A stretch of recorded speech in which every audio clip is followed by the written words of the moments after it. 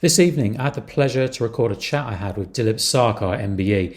We were talking about a topic that's close to my heart and all of which will be revealed shortly. But just as a quick intro to Dilip, he's an incredible researcher and author. He's been writing books about the Battle of Britain for nearly 40 years. I think around 70 books he's published so far, a couple of which he's been kind enough to give to me. I first met Dilip last year at a memorial service for Martyn King, who at 18 was the youngest Battle of Britain pilot and pilot of the few to be killed in action.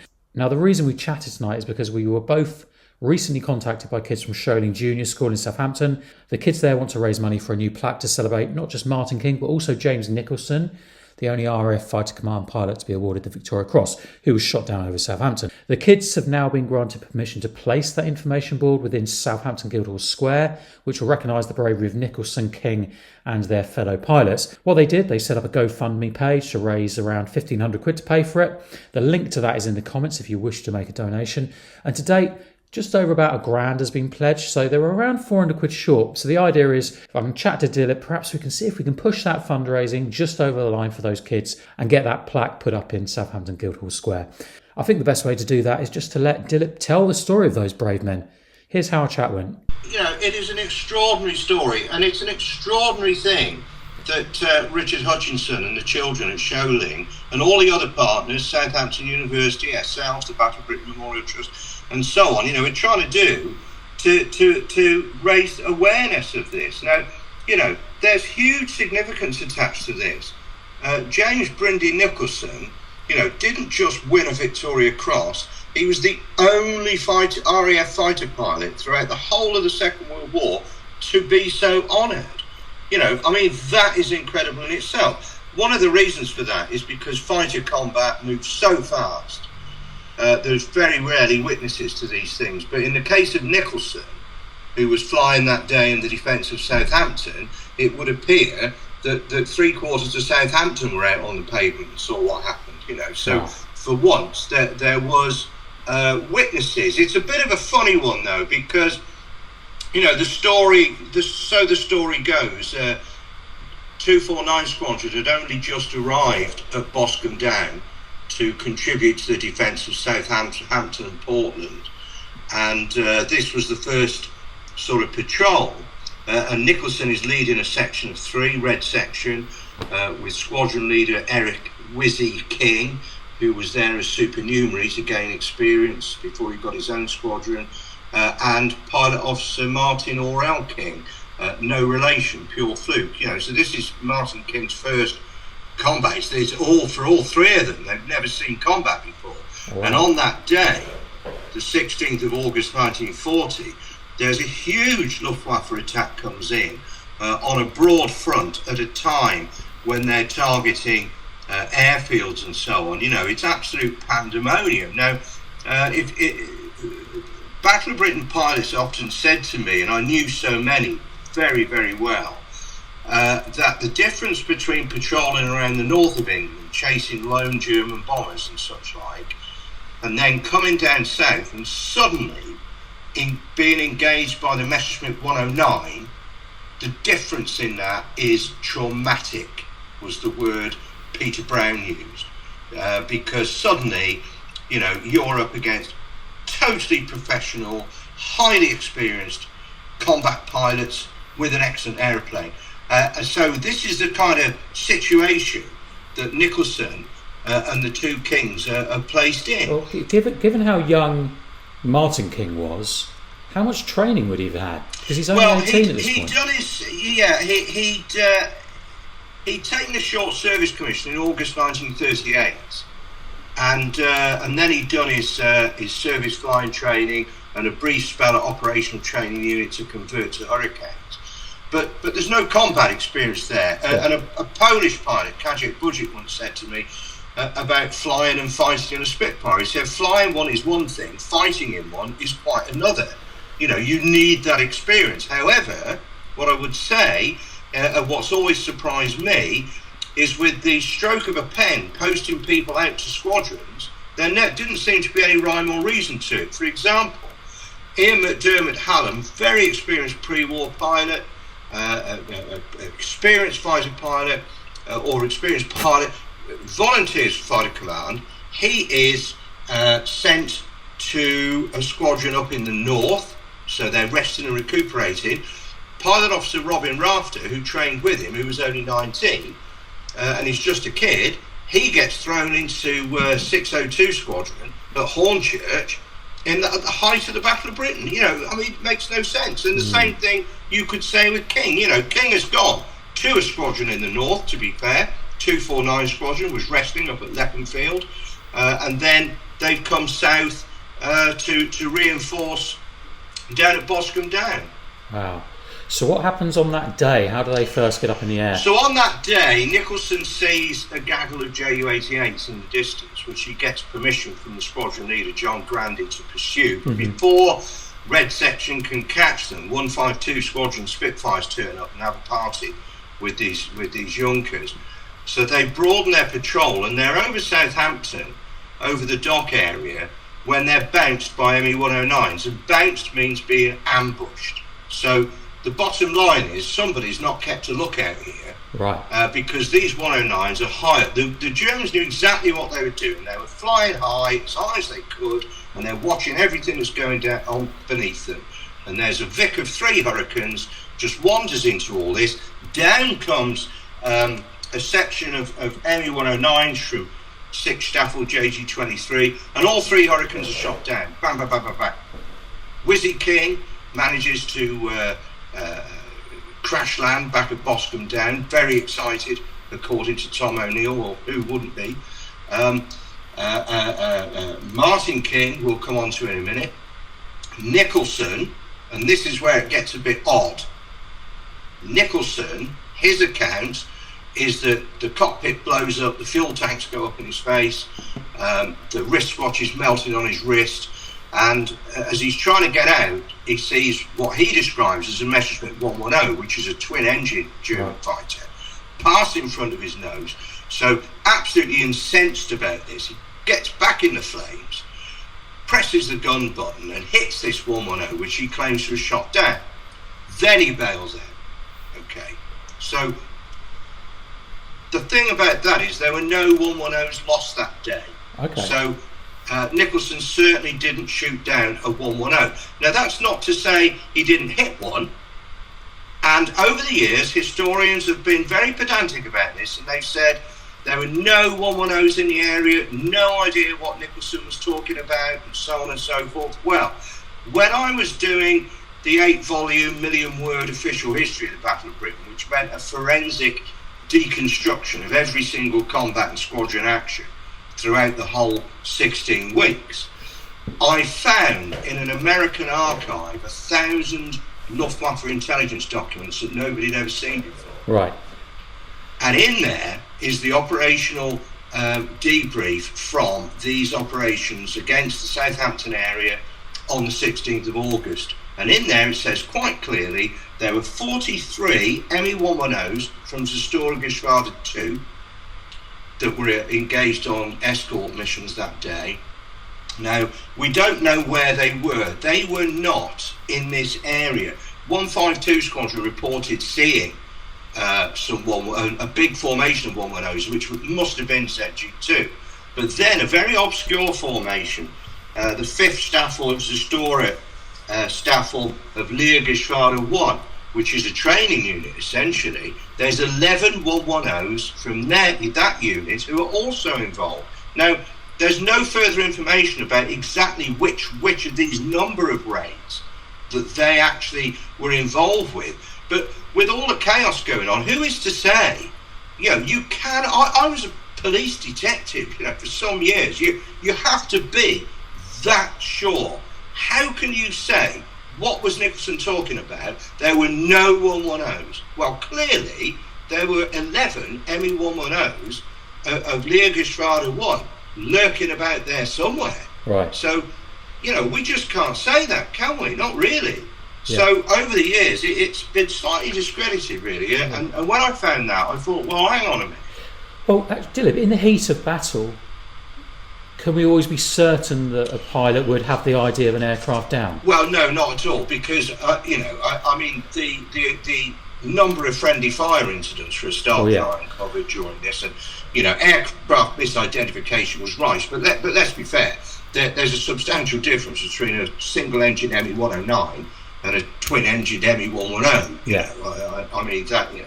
But we can't say, in the fog of war and the confusion of war, and one of the things that I found interesting, when Nicholson first gave his account to Squadron Leader Grandy when he's lying in his hospital bed, he was probably away with the fairies on morphine anyway. Of course, yeah. Do you know what I mean? So, anyway, that's just an interesting thing. But be as it may, Nicholson got back in the flames and did his thing and bailed out.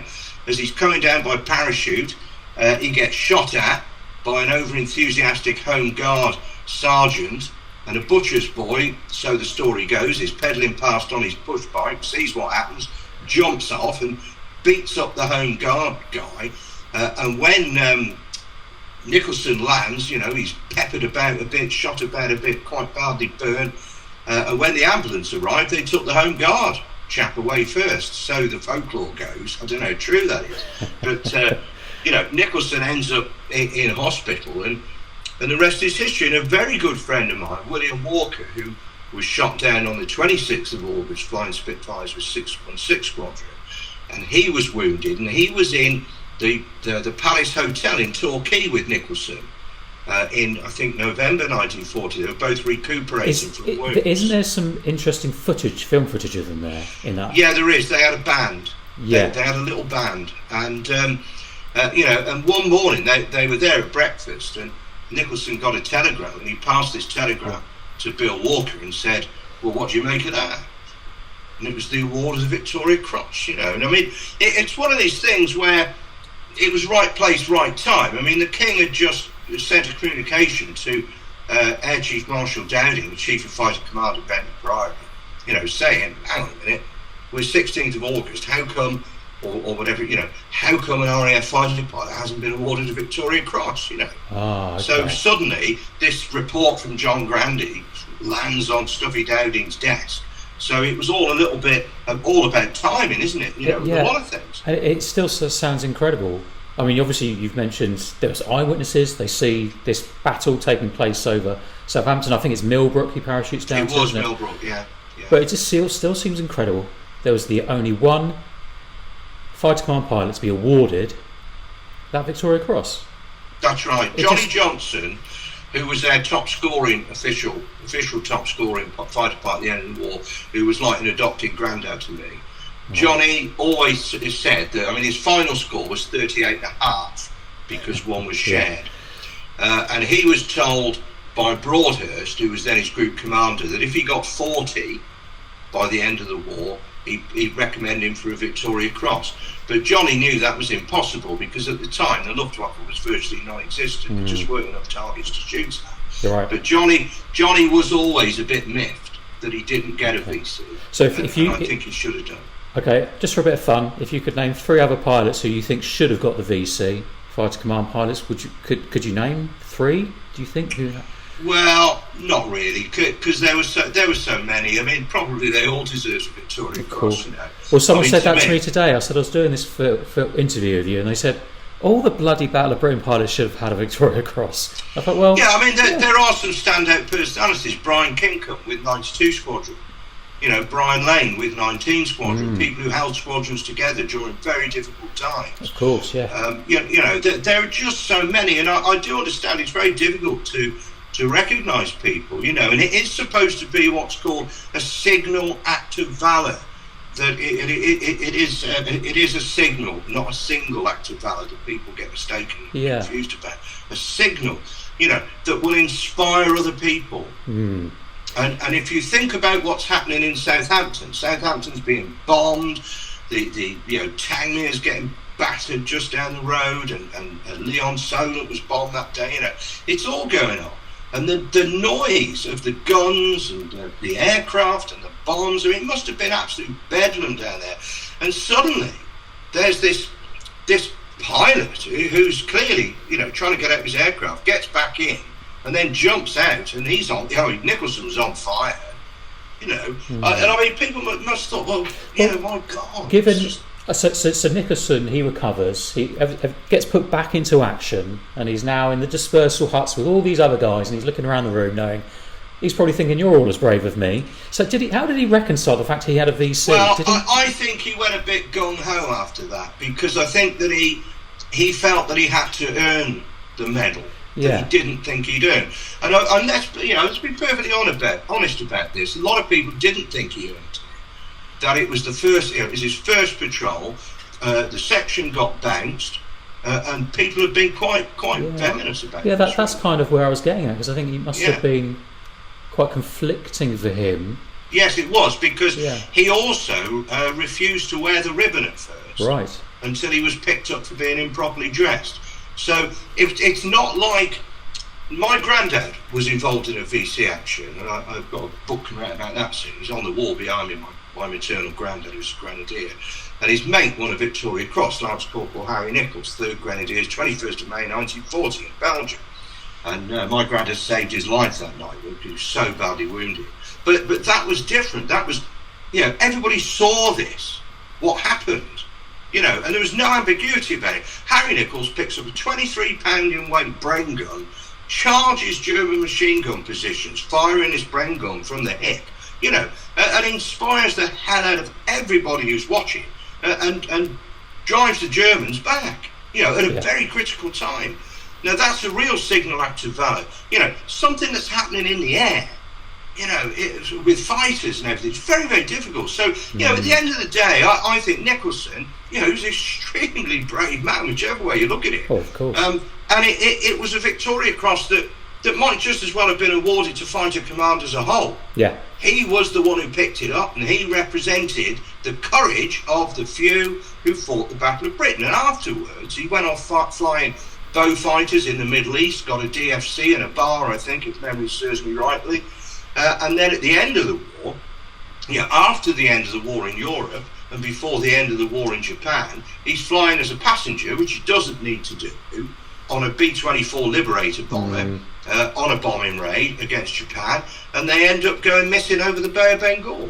Yeah.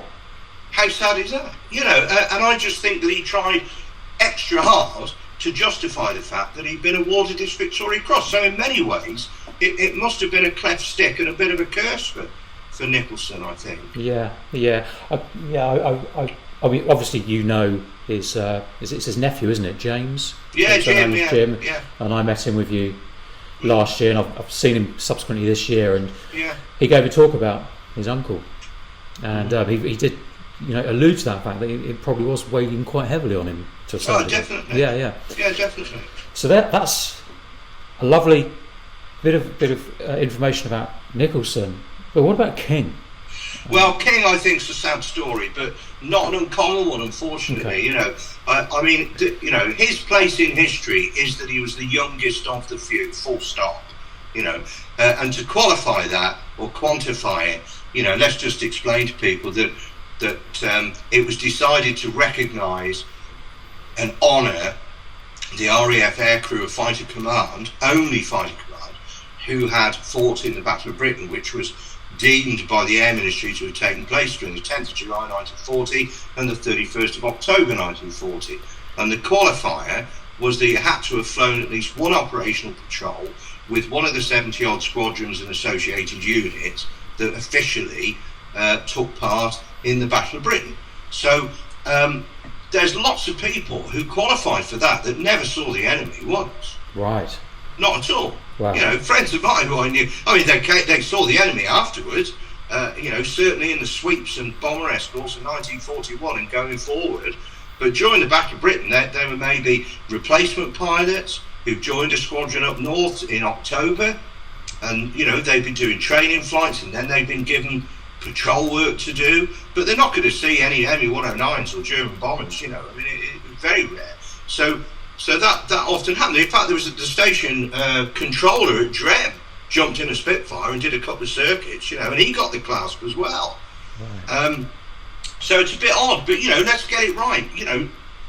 Martyn King is 18 years old, and he's flying a Hurricane into battle in defence of this country over Southampton on a day of intense fighting across a broad front.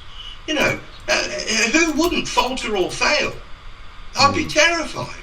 And you just think, I'm just in awe of these people. Well, I think and unfortunately, he gets picked off, and that was no reflection on his inexperience, to be fair, because the 109s, they came down. It was Brecknuts who did the damage.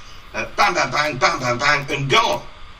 And it just so happened that Martyn King got picked on, and he had a 20mm cannon shell explode in the cockpit. And at the time, there was this big story. It's gone around for years that Martyn King was machine gunned on his parachute on the way down. Well, it's just not true. I mean, I think all at one where the jury's out, and another occasion where it could have happened, but a Spitfire drove off the 109. In every single one of those allegations I've researched, it's just not happened. It's an exaggeration. It's a mistake. Is it something that could happen? Well, yeah. I mean, are there instances of it happening to other pilots? This is what I'm saying. I've researched lots of them, and I've only found one where, as I say, the jury is out. I couldn't definitely say it didn't happen. There's a famous incident that I researched years ago where Robin Rafter's drifting down, 19-year-old, drifting down on his parachute, and a 109 circles him, looks like it's going to fire at him, and another Spitfire drives it off, and after a low-level chase across Kent, shoots it down, and the Spitfire pilot responsible saw the German pilot get out and be captured by the Home Guard, and it was then I realised that the German pilot, was Franz von Vera, the one that got away, and the pilot who'd actually shot him down in the end was Basil Stapney Stapleton. I rang up and I said, "Blimey, did you know that?" Because I had no idea who it was. Wow. He said, "Well, there's the thing, but I mean, von Vera was a nasty bit of work anyway. I think, he was a proven, should we say, economical with the truth, and very much, lied about combat claims and things like that. Quite an overused character." Yeah. Really, so I wouldn't have been surprised if he did press the trigger. But in the case of Martyn King, it didn't happen, and now his casualty file is available at the National Archive. From the reporting there, we know that a cannon shell exploded in his cockpit, which badly damaged his parachute. Now, for people who don't know, in a Spitfire and a Hurricane, the pilot sits on his parachute. So you've got all that shrapnel flying around the cockpit. It could be fairly chunks of it as big as your fist almost, and it's peppered his parachute. So when he's bailed out at 1,500 feet, the canopy's collapsed. Now, can you imagine how terrifying the last few moments of his 18-year-old life must have been? No. Absolutely tragic. No. And he crashes into a tree and a garden in Clifton Road in Southampton, and dies in the arms of a local resident. Or actually, I mean, that might be a bit of folklore that he died in the arms of a local resident, because there's some other evidence that suggests he actually died very soon after arriving at hospital. Yeah. But either way, he died. Yeah. And I think so. Yeah. And all those factors is what resonates so much with people. He's 18 years old. I mean, my son's 13. It won't be long till he'll be 18. It will go like that. And you think how young these guys were, but also the circumstances. So it's just unbelievably tragic. I saw the other day on Facebook there was a bit of a debate going on, because apparently they're lowering the age for the minimum age for train drivers to 18 or something, and people are up in arms about teenagers driving trains.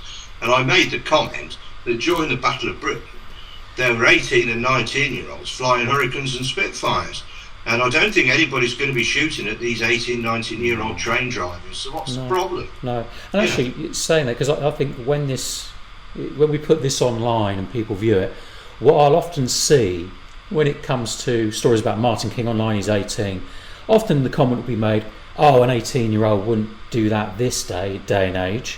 Well, I can't help but think, well, we don't know that.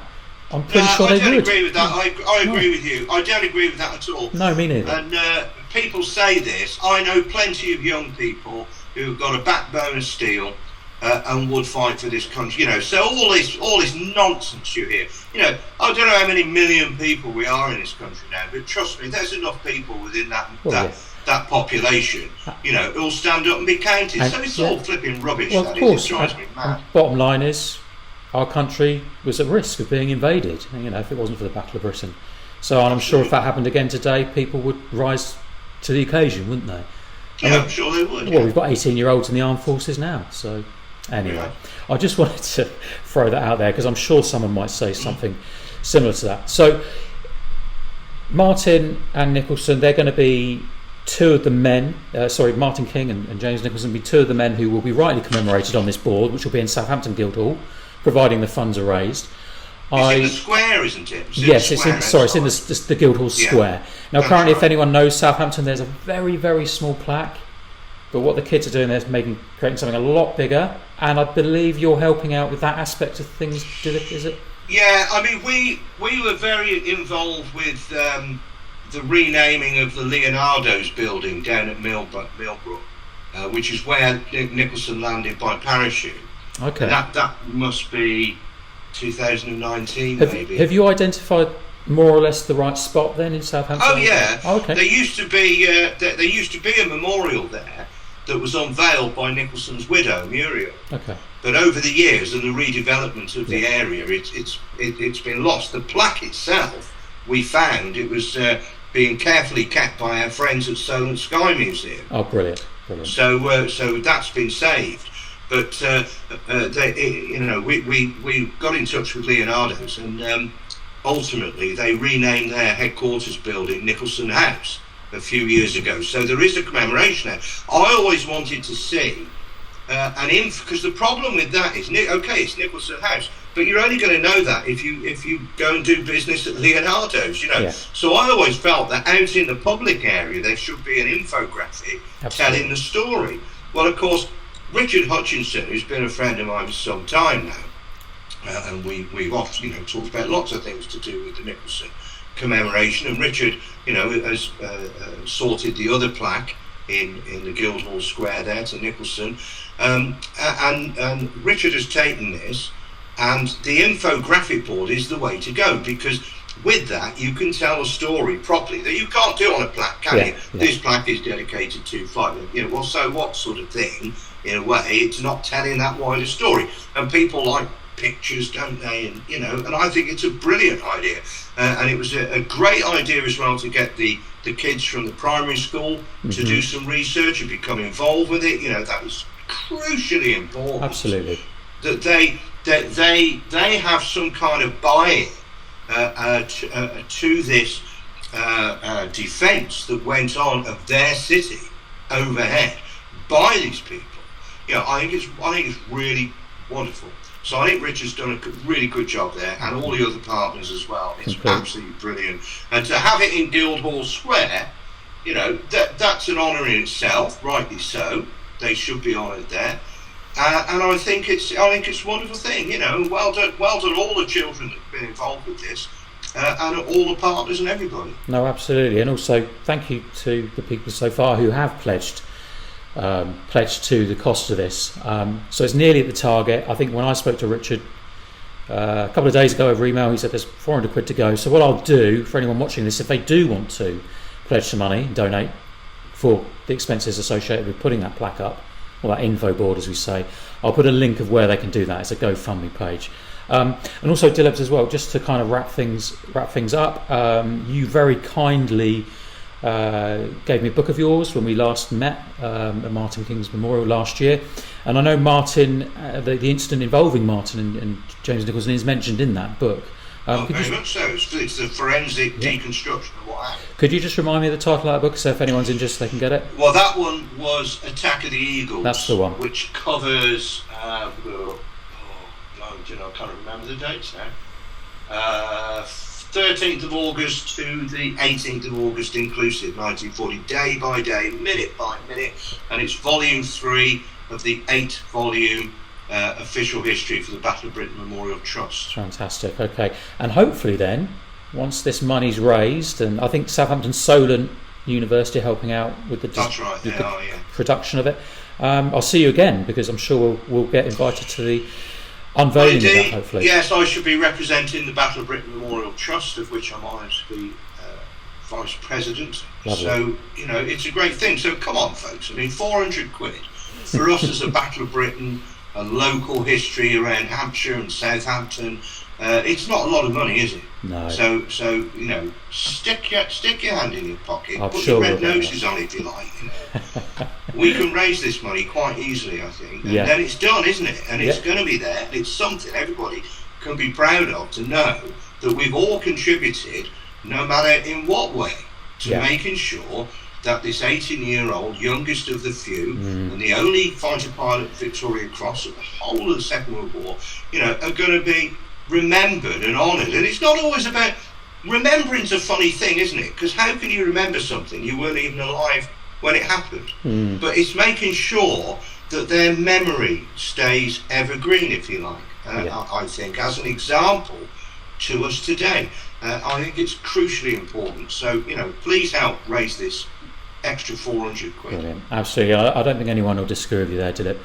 Thanks for tonight. It's been a pleasure chatting to you. I'll hopefully see you when the unveiling happens, if not before, perhaps. Yeah. But I really appreciate the time tonight. Thanks, Dilip. No trouble at all. Pleasure. Cheers, mate.